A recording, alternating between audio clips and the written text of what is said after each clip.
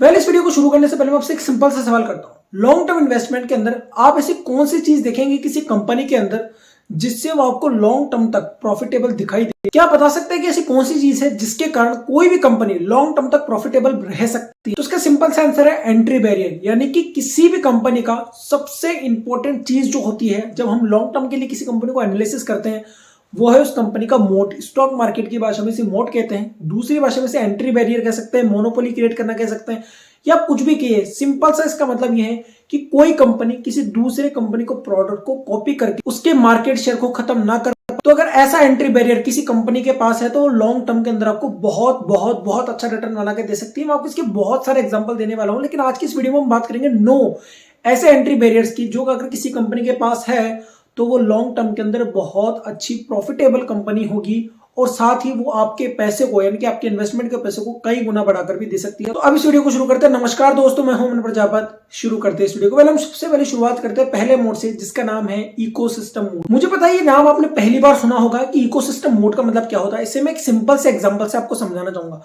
मान लीजिए कि आपके पास एक सामान की पर्ची है जिसमें 10 परचूनी के सामान आपको लेकर आना। आप क्या करेंगे? आप उस सामान को किसी बगल वाली दुकान पर लेने जाएंगे या आप किसी ऐसी दुकान पर जाना चाहेंगे जहां पर ये 10 के 10 सामान आपको मिल जाए ताकि आपको कहीं और जाने की आवश्यकता नहीं हो। डेफिनेटली आप सेकंड ऑप्शन को चूज करेंगे और इसे ही इकोसिस्टम कहते हैं। इकोसिस्टम का मतलब होता है कि आपको जो भी सामान चाहिए वो किसी एक ही पर्टिकुलर एरिया के अंदर या किसी एक ही दुकानदार के पास सभी चीजें मिल जाए, यानी कि उसके पास आपके सामान से जुड़ी हुई सारी चीजें उपलब्ध है। इसे इकोसिस्टम कहते हैं।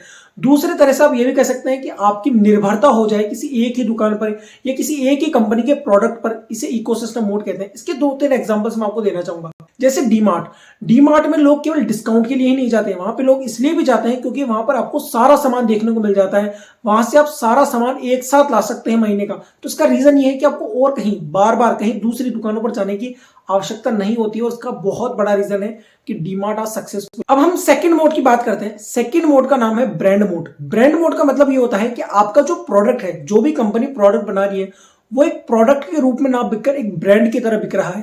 मैं इसके आपको एग्जांपल देना चाहूंगा। अगर मैं सॉस का नाम लेता हूं तो आपके दिमाग में सबसे पहला क्या आता है? किसान केचप।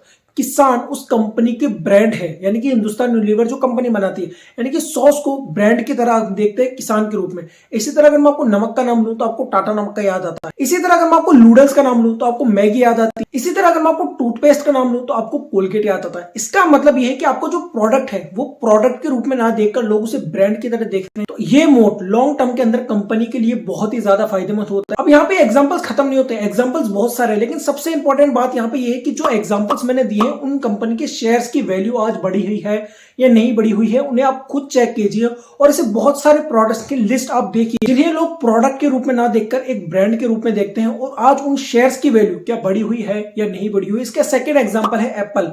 एप्पल के फोन्स केवल क्वालिटी की वजह से ही नहीं बिकते, एप्पल के फोन उसकी ब्रांड वैल्यू की वजह से ही बिकते हैं। बहुत सारे लोग जो एप्पल के फोन खरीदते हैं उसका सबसे बड़ा रीजन ये भी होता है कि वो उस लोगो यानी कि एप्पल के ब्रांड के कारण भी उस फोन को खरीदते हैं। तो ये एक बहुत बड़ा रीजन है। अगर कोई कंपनी अपने किसी प्रोडक्ट को ब्रांड बना देती है तो वो लॉन्ग टर्म के अंदर बहुत अच्छी प्रॉफिटेबल कंपनी होती है जिससे वो आपके इन्वेस्टमेंट को कई गुना बढ़ाकर दे सकती है। अब हम तीसरे मोड की बात करते हैं और तीसरे मोड का नाम है डिस्काउंट मोड। अब यहाँ पे आपको नाम से ही समझ में आ रहा है इसके अंदर आपको डिस्काउंट मिलेगा, लेकिन यहाँ पर आपको क्वालिटी में कोई कॉम्प्रोमाइज नहीं हो। अब मैं इसका आपको 2-3 एग्जांपल देना चाहूंगा। डी मार्ट, बिग बाजार और एमआई कंपनी इसके बहुत अच्छे एग्जांपल्स हैं जो कि डिस्काउंट मोड पर बहुत अच्छे से काम करते हैं। अगर आप देखेंगे डी मार्ट के अंदर आपको हर चीजें बहुत सस्ती मिलती है। इसका मतलब ये नहीं है कि डी मार्ट उससे कोई कमाता नहीं है। डी मार्ट इतने ज्यादा बल्क में किसी आइटम को खरीदता है जिसकी वजह से उसकी कॉस्ट बहुत कम हो जाती है। देखिए, आप किसी भी प्रोडक्ट को 2 ही तरह से बेच सकते हैं। या तो आप उसमें मार्जिन बहुत ज्यादा बढ़ा दीजिए और उसकी सेल कम कर दीजिए, या फिर उसकी सेल बहुत ज्यादा बढ़ा दीजिए उस पर मार्जिन बहुत कर दीजिए। डीमार्ट का बिजनेस मॉडल सेकंड केस पर है। इसके अंदर इसके मार्जिन कम है, लेकिन ये इतने प्रोडक्ट्स को सेल कर देती है अपने, जिससे इसका छोटा छोटा मार्जिन बनकर एक बहुत बड़ा मार्जिन बनकर तैयार हो जाता है, जिसकी वजह से आज डीमार्ट एक प्रॉफिटेबल कंपनी और इसके शेयर्स ने भी इन्वेस्टर्स को बहुत अच्छा रिटर्न बनाकर।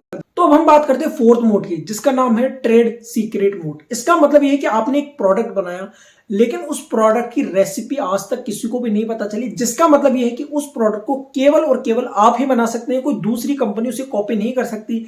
इसका मतलब है कि कोई दूसरी कंपनी वो प्रोडक्ट नहीं बना सकती। इसका मतलब यह है कि वो आपके मार्केट शेयर को नहीं ले सकती, और अगर आप आपके मार्केट शेयर को नहीं ले सकती तो आपके प्रॉफिट और आपके रेवेन्यू को भी नहीं ले सकती, जिसके कारण से आपकी जो कंपनी है वो बहुत अच्छी प्रॉफिटेबल कंपनी होगी। इसका सबसे बेस्ट एग्जांपल है कोका कोका कोला ने 1891 के अंदर अपना फॉर्मूला इजाद किया, लेकिन तब से लेकर आज तक किसी को भी उस फॉर्मूले के बारे में नहीं पता चला कि कोका कोला का निर्माण आखिर होता कैसे। और चूंकि आज तक किसी को यह नहीं पता चला कि कोका कोला का फॉर्मूला क्या है, जिसकी वजह से कोई भी कंपनी उसके प्रोडक्ट को कॉपी नहीं कर पाई, जिसकी वजह से कोई भी कंपनी कोका कोला के मार्केट शेयर को नहीं ले पाई। उसका रीजन ये है कि आज कोका कोला कंपनी इतनी बड़ी बन चुकी है। और आप खुद चेक कीजिए कि क्या कोका कोला कंपनी के शेयर ने इन्वेस्टर्स को मल्टी बैगर रिटर्न बनाकर दिए हैं या नहीं दिए। इसलिए ये मोट बहुत ज्यादा इंपॉर्टेंट हो जाता है किसी भी कंपनी के, अगर किसी कंपनी के पास ये मोट है। तो अब हम बात करते हैं फिफ्थ मोड की, जिसका नाम है पेटेंट और लाइसेंस। पेटेंट का मतलब ये होता है कि आपने जो भी प्रोडक्ट बनाया उस पर आपने एक पेटेंट करवा लिया, और उसका मतलब ये है कि उस प्रोडक्ट को अब कोई भी कंपनी बना नहीं सकती।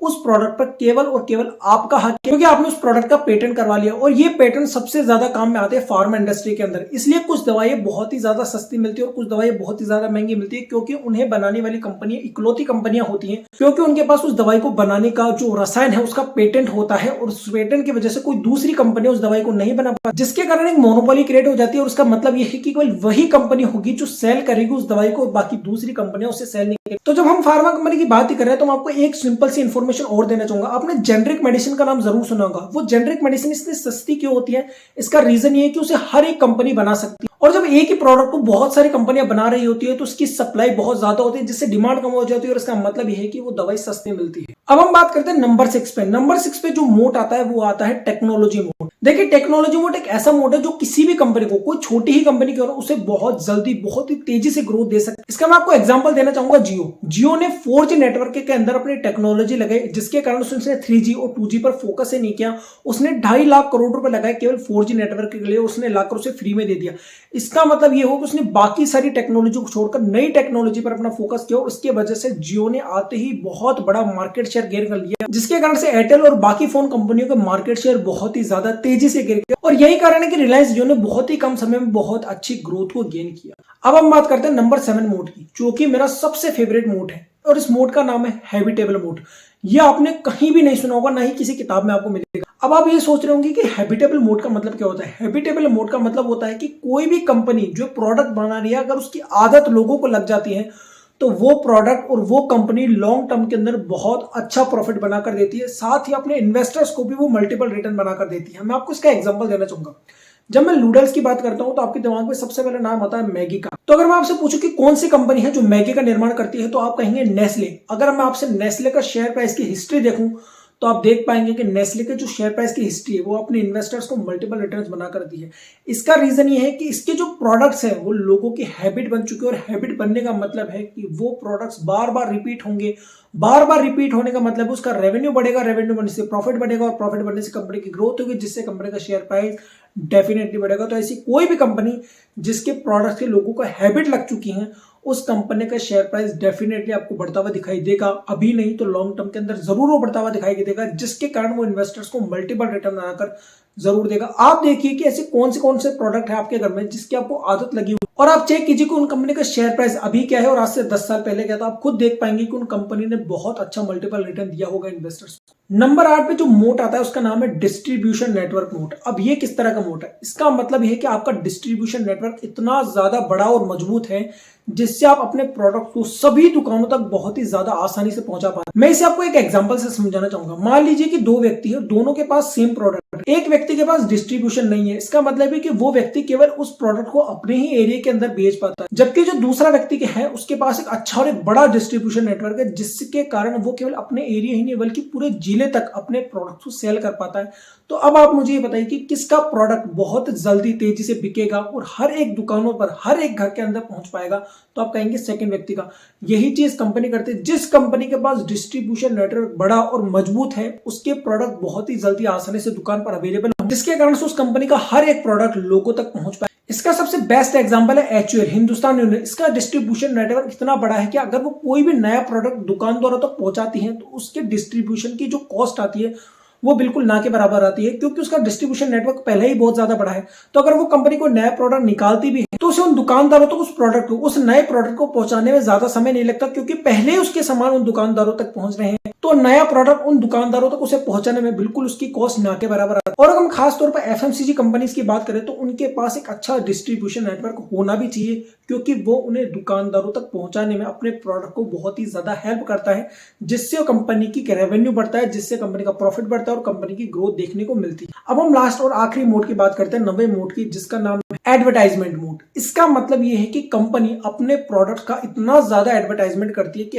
हर एक व्यक्ति के दिमाग में उसका एडवर्टाइजमेंट क्लियर होता है। जैसे कि मैं आपको कुछ एग्जांपल देना चाहता हूं। जब मैं एनर्जी ड्रिंक की बात करता हूं तो आपके दिमाग में क्या आता है? Red bull. क्यों? कि उसका एडवर्टाइजमेंट इतना ज्यादा देखने को आपको मिलता है, जबकि उसकी कॉस्ट, रेड बुल को बनाने की कॉस्ट बहुत ही ज्यादा कम आती है, लगभग 15 रुपए के आसपास या 20 रुपए के आसपास, जबकि वो उससे 100 रुपए से ऊपर के दाम पर बेचते हैं। इसका रीजन ये है कि रेड बुल की जो मार्केटिंग है वो दमदार। इसका दूसरा एग्जांपल है हिंदुस्तान यूनिलीवर। हिंदुस्तान यूनिलीवर अपने प्रोडक्ट्स की इतनी ज्यादा एडवर्टाइजमेंट करती है कि आज उसके हर एक प्रोडक्ट एक ब्रांड की तरह जाने जाते हैं, एक कंपनी की तरह जाने जाते हैं। अगर आज आप किसी से पूछेंगे कि सर्फ एक्सेल क्या है, तो आप लोगों को लगेगा ये कंपनी है, जबकि सर्फ एक्सेल को हिंदुस्तान यूनिलीवर बनाती है। इसका एग्जांपल है डव। डव को लगता है कि एक कंपनी है, लेकिन वास्तव में डव एक प्रोडक्ट है जो कि हिंदुस्तान यूनिलीवर बनाता है। तो अगर कोई भी कंपनी अपने प्रोडक्ट्स की एडवर्टाइजमेंट कर करके उस प्रोडक्ट को एक ब्रांड की तरह बनाती है और वास्तव में उस प्रोडक्ट में दम है, तो वो कंपनी लॉन्ग टर्म के अंदर बहुत अच्छा परफॉर्मेंस करती है और वो इन्वेस्टर्स को भी मल्टीबैगर रिटर्न बनाकर देती है। आप चेक कीजिए कि हिंदुस्तान यूनिलीवर का शेयर आज से 10 साल पहले और आज से 20 साल पहले क्या था और अभी हिंदुस्तान यूनिलीवर का शेयर क्या है।